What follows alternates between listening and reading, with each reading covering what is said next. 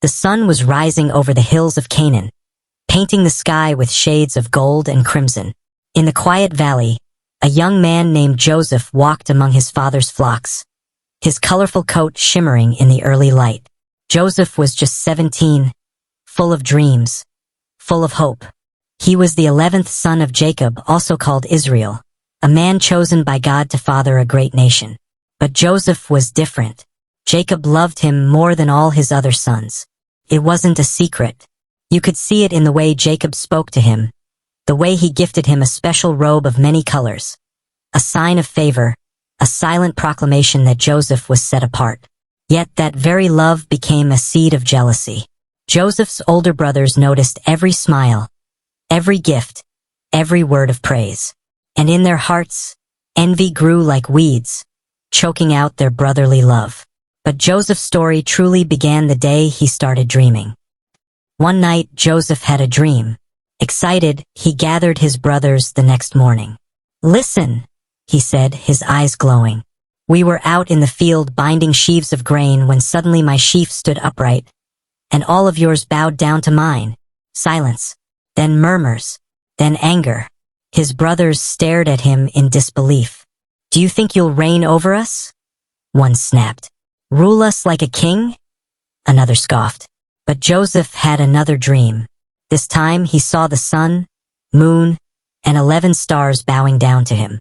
When he told his father, Jacob rebuked him gently. "Will your mother and I, and your brothers, really bow before you?" Yet deep inside, Jacob wondered. What did these dreams mean? The brothers, however, didn't wonder. They hated him more than ever. One day, Jacob sent Joseph to check on his brothers as they grazed the flocks near Dothan. When they saw him coming in the distance, his colorful robe blazing under the sun, their jealousy boiled into rage. "Here comes the dreamer," one hissed. "Let's kill him," another whispered, "and throw him into a pit. We'll say a wild animal devoured him." But Reuben, the eldest, stepped in. "No, don't kill him. Just throw him into this empty pit," he urged, secretly planning to rescue Joseph later. And so, when Joseph reached them, they tore off his robe, that symbol of their father's love, and threw him into a deep, dark pit. As they sat eating, a caravan of Ishmaelite traders approached, their camels loaded with spices and goods bound for Egypt. Judah, another brother, had an idea. "Why kill him? Let's sell him. He is our brother, after all." And they did. 20 pieces of silver. That was Joseph's price. When Reuben returned and found the pit empty, he tore his clothes in anguish. But the decision had been made. Joseph was gone. The brothers dipped Joseph's robe in goat's blood and brought it to their father. "Is this your son's robe?" they asked. Jacob recognized it instantly. He collapsed, weeping. "A wild beast has devoured him. My son, Joseph, is no more." And from that day, Jacob mourned deeply, refusing to be comforted. Meanwhile, Joseph was carried off to Egypt, a land of mighty pharaohs and strange gods. There, he was sold to Potiphar, an officer of Pharaoh, captain of the guard. Though far from home, Joseph was not abandoned. God was with him. In Potiphar's house, Joseph's wisdom, honesty, and diligence shone so brightly that he rose to become the chief steward. Everything Joseph touched prospered, for the favor of God rested upon him. But trouble was near. Potiphar's wife began to notice Joseph's handsome appearance. Day after day, she tempted him. "Come, lie with me." But Joseph refused. "How could I do such a wicked thing? It would be a sin against God." One day, she caught him by his cloak. He fled, leaving the garment in her hands. Anger twisted into lies. She screamed, accusing Joseph of trying to attack her. Potiphar, enraged, had Joseph thrown into prison. In the darkness of that prison, Joseph might have felt forgotten. But God's presence never left him. Soon, the prison warden put Joseph in charge of all the prisoners, for he saw that God's hand was upon him. One night, 2 of Pharaoh's officials, the chief cupbearer and the chief baker, had troubling dreams. Joseph, seeing their distress, said, "Interpretations belong to God. Tell me your dreams. The cupbearer spoke first. I saw a vine with 3 branches. It budded, blossomed, and bore grapes. I squeezed them into Pharaoh's cup and placed it in his hand. Joseph smiled gently. The 3 branches are 3 days. In 3 days, Pharaoh will restore you. The baker went next. I had 3 baskets of bread on my head. Birds came and ate the bread from the top basket. Joseph's expression turned solemn. The 3 baskets are 3 days. In 3 days, Pharaoh will lift your head, but he will not spare your life. And so it happened. Joseph pleaded with the cupbearer. When you're restored, remember me. But the cupbearer forgot. 2 long years passed. Then one night Pharaoh himself had 2 strange dreams. In the first, he stood by the Nile when 7 fat cows came out of the river and grazed. But then 7 thin cows emerged and devoured the fat ones. In the second, 7 plump ears of grain grew on a stalk, but 7 withered ears swallowed them up. Pharaoh's magicians and wise men were baffled.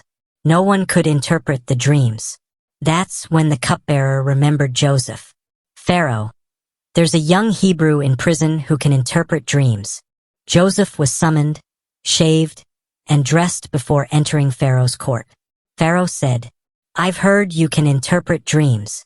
Joseph replied humbly, I cannot, but God will give Pharaoh the answer. Joseph listened carefully as Pharaoh recounted his dreams. Then he spoke. The 2 dreams are one. God has revealed what he is about to do. 7 years of abundance are coming, followed by 7 years of severe famine. Store up grain during the good years, so Egypt will survive the bad. Pharaoh, impressed by Joseph's wisdom, made a stunning decision. Can we find anyone like this man, in whom is the Spirit of God? Joseph, you shall be in charge of my palace. Only I will be greater than you. Joseph, once a slave and prisoner, now became second in command over all Egypt. During the 7 years of plenty, Joseph oversaw vast storehouses, filling them with grain. When the famine struck, it devastated the region, including Canaan, where Jacob and his sons lived. Hearing there was grain in Egypt, Jacob sent 10 of his sons to buy food, keeping Benjamin, Joseph's youngest brother, at home. When the brothers arrived, they bowed before the Egyptian governor, not knowing it was Joseph. Joseph recognized them instantly.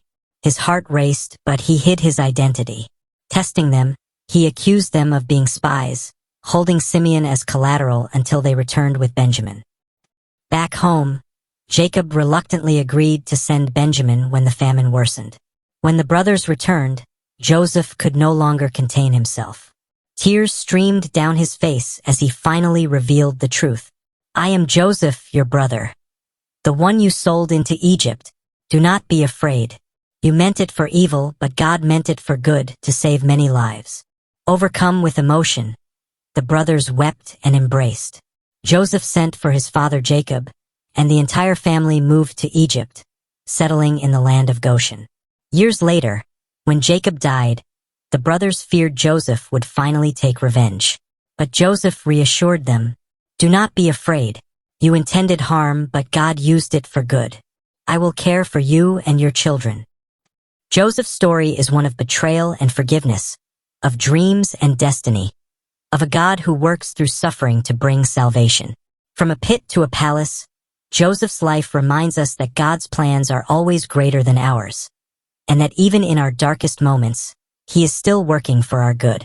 And so, Joseph's dreams came true, not as he expected, but exactly as God intended. Through pain and waiting, through loss and restoration, Joseph's life became a testimony that no betrayal, no setback, and no prison can stop God's purpose. Because when God gives a dream, he brings it to pass.